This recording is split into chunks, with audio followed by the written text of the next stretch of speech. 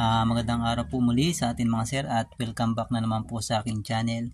At ngayong araw po ay isi-share ko na naman po sa inyo ay panibagong diagram po tungkol po dito sa Nitro Pro Music 12 song module yan po. At ito pong diagram na ito ay pang negative trigger horn o yung negative supply na dumadaloy sa kanyang stock na busina. Yan po. Ito po yung diagram na share ko sa inyo ay para po sa mga negative trigger na busina gaya po ng Yamaha, Suzuki at Kawasaki at iba pang mga China motors na mga negative trigger. Yan po. Dito po sa diagram na ito, ang ginamit ko pong busina ay yung Pia horn. Yan po. Dito sa drawing ko po ay Pia horn po ang drawing ko para sa ating loud horn. Yan po. Dalawang set po na loud horn yung gagamitin natin. Yan po. Tsaka dalawang relay po na ginamit natin kagaya po ng nakaraang nating video tungkol din po sa ganito na positive trigger. At syempre po yung ating module na Nitro Pro Music. Yan po. At tsaka dito po sa ating selector gagamit po tayo ng halo switch. Yan po. May nag-request po na ang gamitin nating switch yung halo switch po yung pinaka-selector ng ating busina. Yan po. Dito po sa ating diagram at syempre gaya po ng dati, yung dalawang 30 ng ating relay. Yan po. At yung ating relay po pala ay 4 pin yung 30, 85, 86 at saka 87. Yan po. Dito po sa dalawang relay natin, pagsasamahin natin yung dalawang 30 ng ating relay. Yan. Tapos pag pinagsama natin dalawang 30 ng ating relay at ilalagay natin dito sa ating positive ng ating battery. At syempre, dadaan po yan sa fuse natin. Yan po. Ang nilagay ko pong fuse dito sa ating schematic diagram ay 20 amp. Yan po. Pwede rin po kayong gumamit ng 15 amps. Yan po. Yung sa ating fuse, dalawang wire yan. Yung kabilang wire, ilagay natin sa ating positive ng ating battery. Yan po. Tapos yung kabilang wire naman ng ating fuse, ilagay natin dito sa pinagsama nating 30 ng ating relay. Yan po. Tapos yung sa 85 at saka 86 na magkabilang relay, ito yung gagamitin nating negative. Yan po. Ilalagay natin sa negative. Ito po yung ating papasukan ng ating negative supply. Yan po. Yung 85 at saka 86. Yan po. Pwede rin naman pong yung same 85, yun yung gawin yung negative. Yan po. Pwede namang same na 86 yung gamitin yung negative. Dahil po dito sa ating schematic diagram, magkalapit na yung ating 85 at saka 86. Yan po. Siya na po yung aking ginawang negative. Yan po. Kung gusto nyo pong gayahin sa inyong pag-wiring, okay lang naman po. Walang problema. Yan po. Tapos yung 86 at saka 85 ng magkabilang relay natin, lalagay po natin dito sa ating Nitro Pro Music. Yan po. Yung sa trigger niya yung blue at saka brown. Yan po. Ito po lang blue at saka brown. Same lang po yung kanyang output yan. Yan po. Ito yung ating input na positive, yung red. Yung negative supply, yung yellow, at saka yung blue at saka brown, ito yung pinaka output niya. Pero po dito sa diagram na ito yung gagamitin kong trigger dito sa ating dalawang relay. Yan po. Yung brown, ilalagay natin dito sa 86 ng ating relay. Yan po. Tapos yung blue, ilalagay naman natin dito sa 85 ng ating relay. Yan. Yan mga sir, sana po ay nasusundan nyo yung aking mga ginuguhit. Yan po. Tapos po, dito sa ating busina dito naman tayo sa ating busina, yan sa ating Pia horn, yan po. Kung ano man po yung gusto nyong gamitin na busina, wala naman problema. Dito po sa aking schematic diagram, dalawang set po yung nilagay nating busina, yan po. Kasi nung nauna nating video, yung trumpet horn ang ginawa ko pong busina sa ating schematic diagram. Dito po, dalawang set ng loud horn na Pia, yan po. Dito sa ating magkabilang set ng ating Pia horn, pinagsama natin magkabilang pin. Yan po, kaya naging dalawang wire na lang siya. Same din. Yung magkabilang wire na yan, isa dyan sa alin sa wire natin yan, gagamitin nating negative. Yan po, ito pinagsama natin. Pagsasamahin natin sila, ilagay natin sa ating negative. Yan.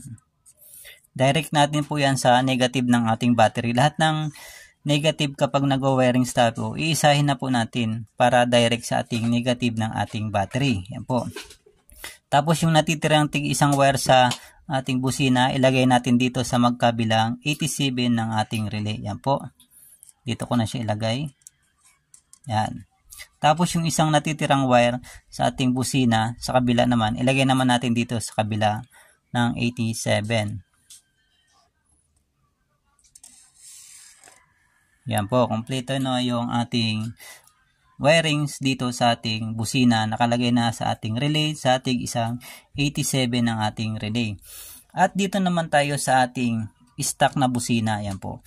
Kung makikita nyo po sa inyong mga stock na busina, ay may dalawang wire yan. Ang diagram po ito ay para po sa mga negative trigger na busina, gaya po ng Yamaha, Suzuki, Kawasaki at sa mga China motors na mga kagaya ng ating mga negative trigger na Yamaha, Suzuki at saka Kawasaki. Sa dalawang wire ng ating stock horn, yung isa po dyan kapag negative trigger ang busina, yung isang wire po dyan ay nakakonekta po yan sa ating ACC wire. Yan. Basta kapag negative trigger ang busina, syempre, natural po yung isa doon, accessories wire. Tapos yung trigger niya ay negative. Yan po. Negative. Yung isang wire na yan. Yung isang trigger, yung isang wire na yan, halimbawa, Yamaha yung ating motor. Ikakat nyo yung kulay pink. Yan po. Ikakat nyo yung kulay pink sa trigger niya. Yan. Yan, halimbawa, nakat nyo. Yan. Yan, nakat nyo yan. Nakat nyo na yung kulay pink na yan, halimbawa. Kulay pink. Yung pinagkatan nyo, nakaputol, yung papunta dun sa busina sa taas, ito yung ilalagay nyo dito sa hollow switch natin. Yan. Sa ating hollow switch, meron tayong C, NO, at saka NC. Common, normal open, normally close. Yung C, ilalagay natin dito sa kaputol, yung papuntang harness natin. Yan. Yan, dyan natin ilalagay. Tapos yung kaputol na papuntang busina natin, ilalagay naman natin dito sa ating NC ng ating hollow switch. Yan. Yan. Kapag pinindot mo yung stock na busina, syempre, tutunog yung ating stock horn kapag nakaangat pa yung ating hollow switch. Kapag nilubog mo yung hollow switch, ang masusuplayan naman yung normally open natin. Yan. Itong normally open natin na yan, ilalagay natin dito sa ating module. Yan po. Dahil negative trigger yung ating busina, ang gagamitin natin dito sa ating Night 3 Pro Music ay yung yellow wire. Yan po. Yung yellow wire kasi negative itong yellow wire na yan. Siya yung ilalagay natin dito sa ating NO ng ating hollow switch. Yan po. Tapos yung kulay red na wire sa ating module, ito yung ilalagay natin sa ating ACC wire. Yan po.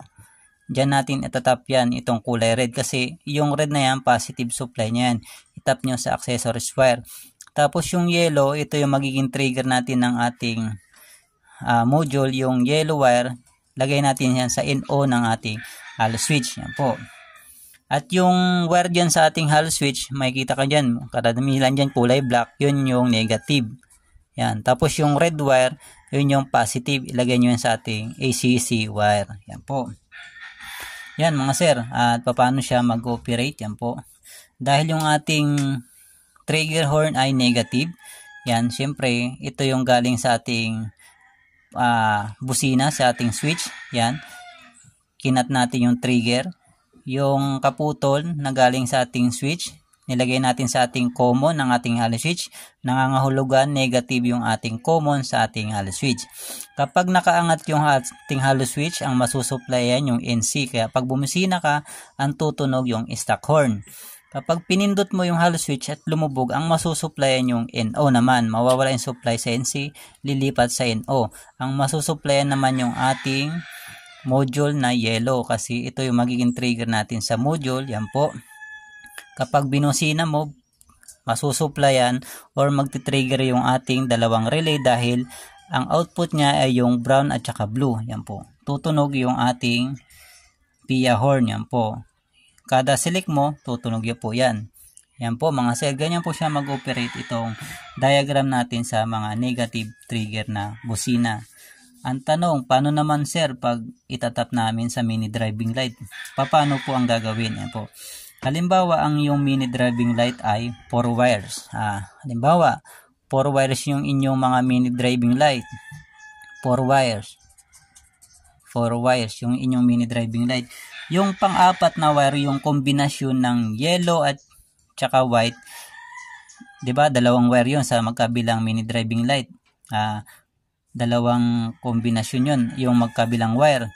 Pwede nyo silang tig-isang itap dito sa tig-isang 87. Yung inyong mini driving light, yung pang-apat na wire, pwede nyo itap dito sa 87. O kung gusto niyo naman pagsamahin yung dalawang wire ng 4 wires nyo, itap nyo dito kahit alinman dyan sa number 87. Yan po. Kahit hindi na kayo mag-diode, basta 4 wires yung inyong mini driving light. Kapag 3 wires naman ang inyong mini driving light, gagamit kayo ng diode para hindi sasabay yung busina kapag nag high and low kayo sa inyong mini driving light kung ano yung tinap nyo. Yan po.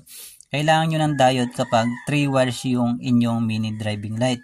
Ang posisyon ng diode, yung may gray marking sa diode, papunta yon sa mini driving light. Tapos yung black marking, papunta naman dito sa ating busina sa number 87. Yan. Kapag 3 wires yung inyong mini driving light. Kapag 4 wires, hindi nyo na kailangan ng diode. Itap nyo na lang dito sa 87 ng ating relay. Kahit alin man dyan mga sir. Yun lamang po mga sir, at maraming salamat po sa inyong panonood, at sana po ay mayroon po kayong natutunan sa aking isinishare sa inyo tungkol po dito sa ating diagram na Night Trip Pro Music with loud horn na pang negative trigger na mga busina. At yun lamang po mga sir, at maraming sa inyong panonood, and God bless po. Yan, screenshot nyo na lamang po yung ating diagram. Or kung gusto nyo pong makuha yung ganitong diagram na malinaw, i-message nyo lang po sa aking Facebook account. Yan. Check nyo na lamang po yung aking link sa aking description sa aking YouTube channel. Yun lamang po, at maraming salamat, and God bless po.